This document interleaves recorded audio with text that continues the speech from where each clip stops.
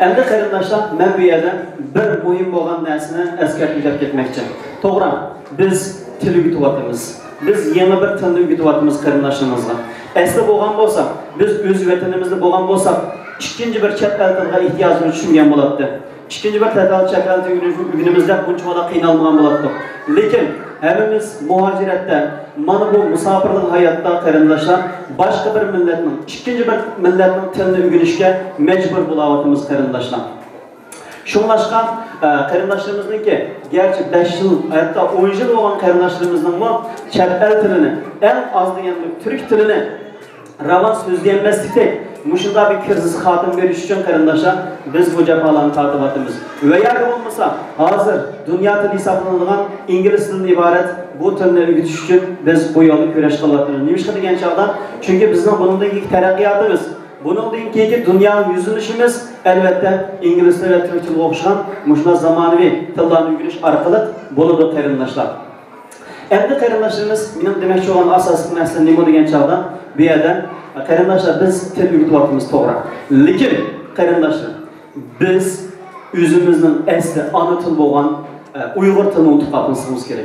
Men bir Uyg'ur bo'lishim bilan men har qanday bir til sinib ochgan vaqtimning o'zida, har qanday bir kesib ochgan vaqtimning o'zida qarindoshning tunjib eskargan narsa. Men Uyg'ur ingliz tili va yoki turk tili o'qituvchisi, lekin isonli bo'lsin, sizlar Uyg'ur. Avval o'zingizning tilini bilishingiz kerak. Yüzümüzün tili, yüzümüzün közüge okşaydı. İkinci bir til, közüynekle okşaydı.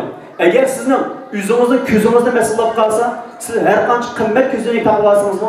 Yenilan sizin közünüz görmeydi.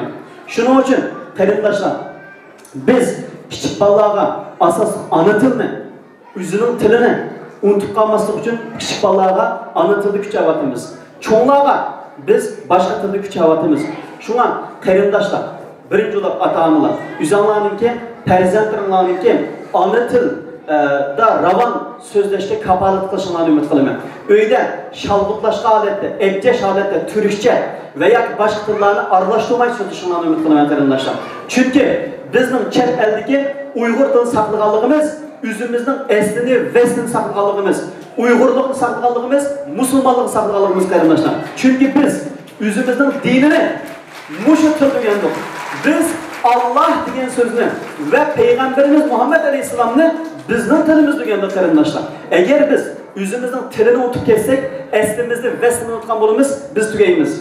Qarindoshlar, bizning bir nima qolgan narsamiz chet elda tilimiz qoldi. Ana tilimiz qoldi. Ko'zang yo'g'on echinlan, oilangga diqqat qilinlan, bolalarga diqqat qilinlan, turkcha aralash, ebchesh tillar so'zlashga diqqat qilinlan qarindoshlar. Siz diqqat qilmagan kichik so'z cho'ng bo'lgancha bolangizniki kelgusi yo'q bo'lishi mumkin. Balığınızda asimilatsiya qilib ketishi mumkin qarindoshim. Bizden bunu kegelerden ibaret elanlar. Bizden 20 yıl, 30 yıl bunu kegelerden ibaret elanlar qarindoshlar. Biz aşılar o'xshash bulab ketmayli desek, bunun deyinki ki vatanimizga ega bo'layli, vatanimizni Xitoy tajovuzchidan qaytarib olayli deydigan bu da'voning ustida, bunun usti bo'lama bo'lib qolsa qarindoshlar, biz mushu ana tilimizningki xasligiga alayli diqqat qilishimiz kerak qarindoshlar. Shunga men gerçek bir til o'qituvchi bo'lsam mı, başka tilni, hatta bana deganlar bo'ldi muallim siz o'zingiz o'qitgansiz bu tilni deydi. Ko'pincha kichik bolalar so'raydi, muallim siz nima deb turkish o'qitasiz deydi. Bu yerda turkish o'qitganlik sizni hamisha o'ydimi, hamisha o'zaro turkish paranishni deganlik emas. Boshqa millatga vaqtning o'zida siz gachilishib qolmang. Boshqa millat sizga ravon so'zlayolmasa sizni ko'zgirmaydi. Sizni e'tiborga olmaydi.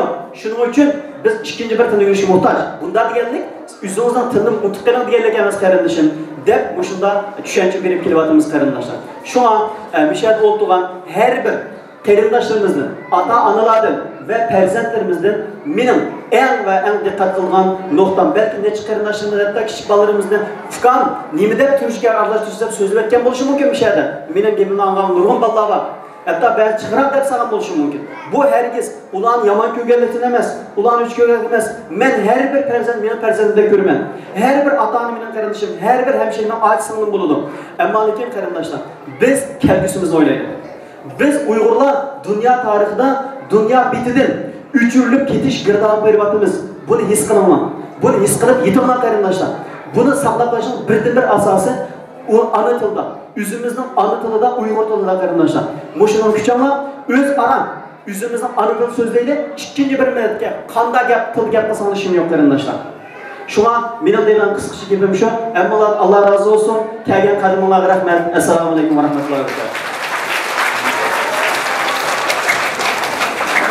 Salman muallimga ko'p rahmat. Nihoyat muhim bir nuqtada bizni ogohlantirdi.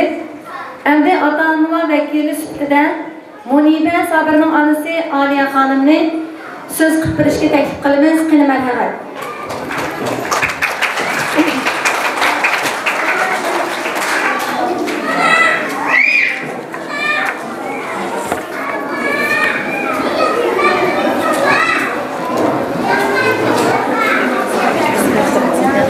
Oturgan ne yana kapat.